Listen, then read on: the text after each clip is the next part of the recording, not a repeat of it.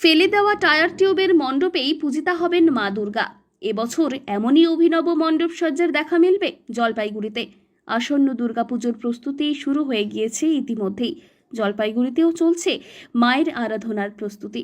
পালপাড়ায় মৃৎশিল্পীদের এখন চরম ব্যস্ততা। বর্তমানে পুজোর ক্ষেত্রে থিম অন্যতম মূল বিষয়। কোন ক্লাব কোন থিমের মধ্য দিয়ে টক্কর দেবে তা নিয়েই চলে জোর তরজা। জলপাইগুড়ির অন্যতম বিগ বাজেটের পুজো ক্লাব দিশারি। এবছর তাদের থিম আদিশক্তি। এই থিমকে সামনে রেখে সম্পূর্ণ মণ্ডপ সজ্জা করা হচ্ছে ফেলে দেওয়া টায়ার টিউব দিয়ে। এখন এই যে এই প্যান্ডেলের থিমের কাজ করছি। কি থিম এখানকার? এটা আদিশক্তি। কি দিয়ে তৈরি হচ্ছে?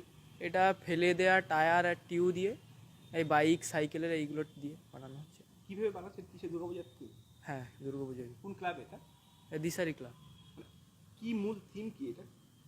মূল থিম এই পুরোনো জিনিস দিয়ে টায়ার টিউব দিয়ে তৈরি করতে চাইছি আমরা কিছু একটা, মানে যেগুলো ফেলে দিলে ইউজ করা হয় না সেগুলো দিয়ে কিছু একটা করে নতুনত্ব কিছু তুলে ধরতে চাইছি। টায়ারের তৈরি জিনিসপত্র দিয়ে বিভিন্ন কারুকার্য ইতিমধ্যেই শুরু হয়ে গিয়েছে প্যান্ডেলের গায়ে। জেলার শিল্পী ছাড়াও এই কাজে যোগ দিয়েছে বাইরের জেলার শিল্পীরাও। ক্লাবের থিম এবং প্যান্ডেলের অভিনব এই কাজের কথা চাউর হতেই দর্শনার্থীদের মধ্যে আগ্রহ বাড়ছে এই মণ্ডপ ঘিরে। থিম সহ মণ্ডপের সাজসজ্জা থেকে শুরু করে প্রতিমা সজ্জা কিংবা আলোকসজ্জা সবকিছুই দর্শনার্থীদের নজর কাড়বে বলেই মনে করা হচ্ছে।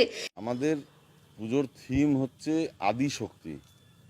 আদিশক্তি মানে আমাদের এখানে আমরা বেসিক্যালি যেটা করেছি সেটা হচ্ছে ইন্ডিয়ান অ্যানথ্রোপোলজি আর মাইথোলজির এখানে মানে মিঙ্গলড হয়ে আছে আর কি। আমাদের মাইথোলজিতে যেভাবে বর্ণনা করা আছে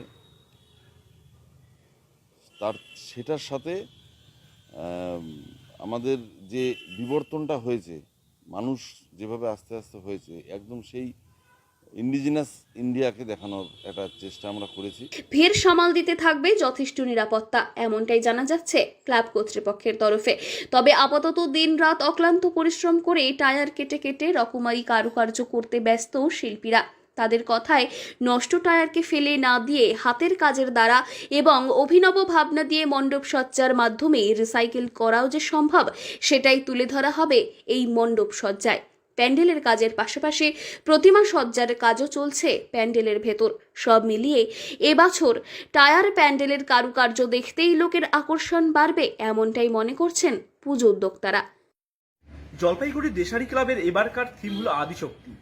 সেখানকার প্যান্ডেল হচ্ছে ফেলে দেওয়া টায়ার টিউব দিয়ে। গোটা মণ্ডপ সজ্জা সাজিয়ে তুলছে ক্লাব কর্তৃপক্ষ। দক্ষ শিল্পী এসেছে মেদিনীপুর থেকে।